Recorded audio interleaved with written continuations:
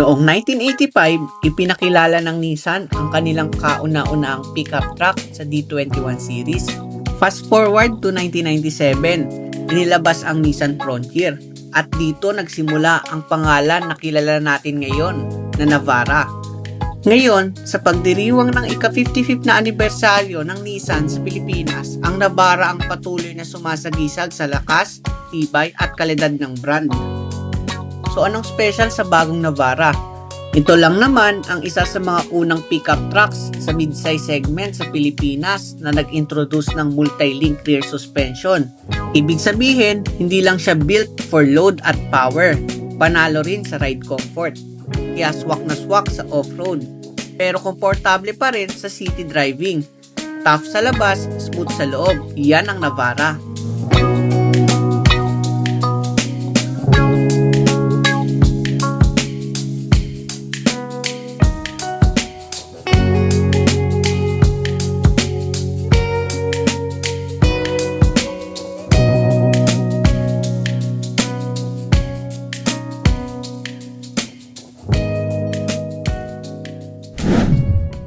Ngayong 55th anniversary ng Nissan, nagdala sila ng special na sorpresa sa Manila International Auto Show, ang Nissan Navara at Terra 55th Anniversary Edition. Pinagkakaguluhan ito dahil sa unique retro style decals, PIAA fog lamps at aftermarket alloy wheels, 18-inch para sa Navara at 20-inch para sa Terra. Parehong nakarap sa Toyo Open Country RT tires. Hindi lang yan, pareho silang may embossed 55th anniversary sa headrest ng mga upuan. Pero ang twist, isa pa lang ang ganitong edition sa buong bansa. Isang tunay na one of one, Nissan Navara at Terra 55th Anniversary Edition. Wala pa ito sa Philippine market, kaya habang inaabangan pa natin kung kailan ito magiging available sa publiko, silipin muna natin ang current exterior feature ng Navara Pro 4X. Mapapansin agad ang quad LED projector headlights na may kasamang LED fog lamps. Ang harapan, agresibo ang dating, may dark colored grille na may black Nissan emblem at may orange accent sa ilalim ng bumper. Sa gulong naman, naka 255, 65 R17 tires na Yokohama Geolandar all-terrain, ready for any adventure. Sa gilid, makikita ang glossy black side mirrors with signal repeaters at ang signature Pro 4X fender flares. May roof rail din para sa dagdag utility. Kung titignan nyo sa tagiliran, makikita ang Pro 4X sticker. At mapapansin nyo rin na mas mataas na ang likod nito kumpara sa mga naunang modelo. Mas macho, mas commanding presence. Sa likod naman, naka-LED tail lamps pati ang third brake light. At tulad ng harap, black din ang Nissan emblem. Mayroon ding 4 na parking sensors para sa dagdag na convenience at safety. Solid ang build kaya ang current Navara Pro 4X ready sa off-road pero panalo pa rin sa forma sa kalsada. Isa to sa mga pick-up na hindi lang pang trabaho kundi pang styling din. Silipin naman natin ang likod ng Navara. Ang tailgate, swabing bumaba. Salamat sa tailgate assist kaya hindi mabigat isara o buksan kahit isang kamay lang. Pagdating sa cargo space, maluwag at ready sa trabaho. Plus, may mga tie-down points na rin para secured ang karga, mapa-utility tools o outdoor gear. Matibay, functional, at hindi ka pababayaan. Yan ang likod ng Navara. Sa ilalim ng hood ng Navara Pro 4X, andyan ang 2.5 liter YD25 inline 4-cylinder diesel engine na may variable turbocharger at intercooler. Kayang maglabas hanggang 190 horsepower at 450 Nm of torque. Sapat para sa bigat ng trabaho o bigat ng adventure. Ang transmission, 7-speed automatic with manual mode. Kaya may control ka pa rin kung kailan mo gusto. At ang bonus, may underhood cover na rin. Dagdag protection at premium look under the hood. Silipin natin ang loob ng Nissan Navara Pro 4X. Mapapansin nyo agad ang sporty at mas refined na ang interior ng bagong Pro 4X. May ilang improvements din kumpara sa previous model.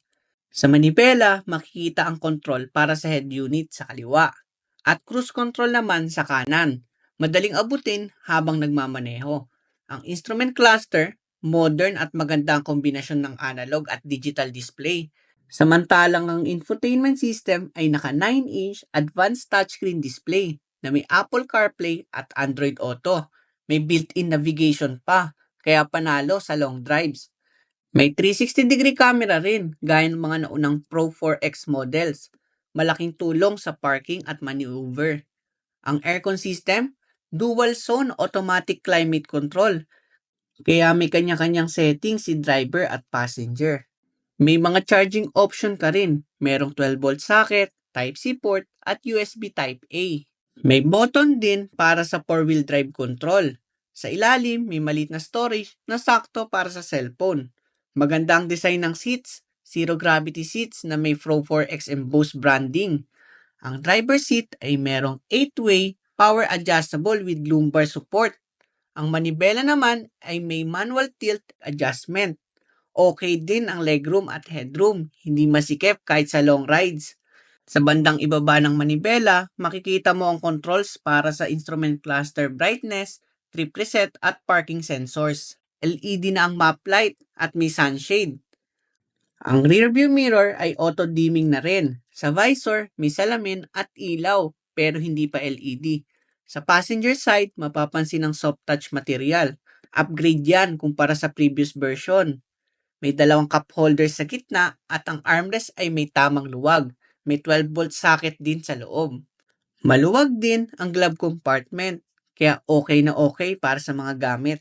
Kahit pickup truck ang Navara, panalo pa rin sa comfort sa likod. Relax ang sandalan, hindi masyadong upright, kaya hindi ka stiff sa biyahe. May maayos na legroom at headroom, kaya hindi ka siksik kahit mahaba ang biyahe. May center armrest na may dalawang cup holder, pang chill sa long ride.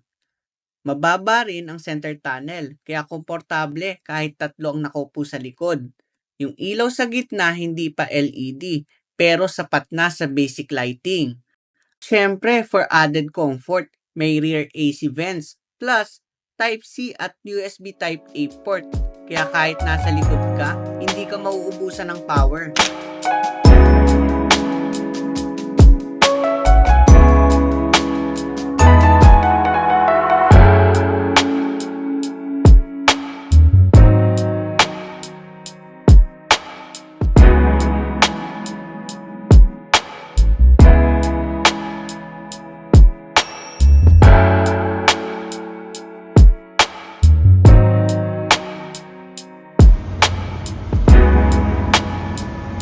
So ngayon, susubukan natin tong Nissan Navara Pro 4X na 2025 model. Pansin ko sa Navara, same siya sa Terra yung pagka-weight niya sa steering wheel niya. Pero ang pinaka nagustuhan ko, itong zero gravity seat niya.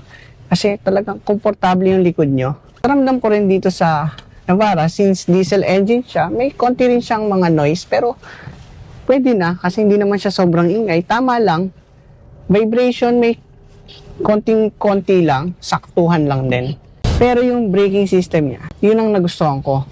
Kasi same din siya sa Terra na hindi naman sumusubsob yung brake nyo rito.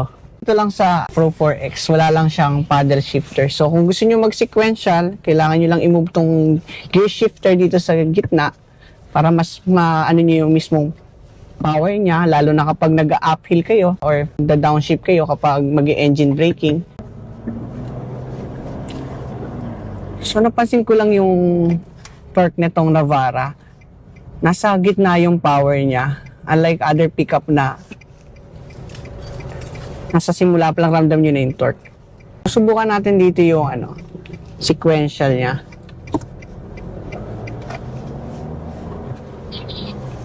Mas responsive to para sa akin kaysa sa Terra. Pero may konti siyang turbo lag, pero okay naman din kasi kung sumarang city driving naman kayo, hindi nyo naman siya totally mararamdaman. Pero ang nagustuhan ko dito sa Navara, ang ganda ng suspension niya. Hindi siya matagtag, para kayo siguro may konting SUV, pero hindi naman siya sobrang same sa Terra.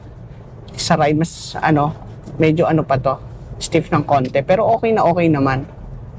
Pero para sa pickup truck, maganda na yung suspension nito. isa pang advantage nito, meron din siyang blind spot monitoring kasi nga pasok siya sa Nissan Intelligent.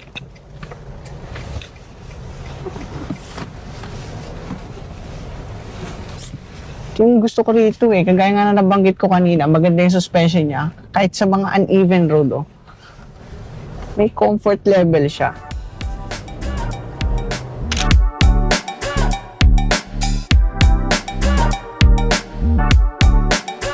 Ang Nissan Navara Pro 4X 4x4 automatic ay nagkakahalaga ng 1,850,000 in Philippine peso. Available naman ito sa bold colors tulad ng Galaxy Black at Fiery Red.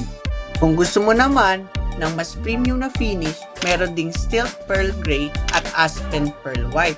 Magdadagdag ka lang ng 20,000 pesos for that sleek standout look. At kung nagustuhan mo naman ang review na to, don't forget to like, comment, share at mag-subscribe. At i-click mo na rin yung notification bell para lagi kang updated sa mga car reviews natin. Kita-kits tayo sa mga susunod pa nating car reviews.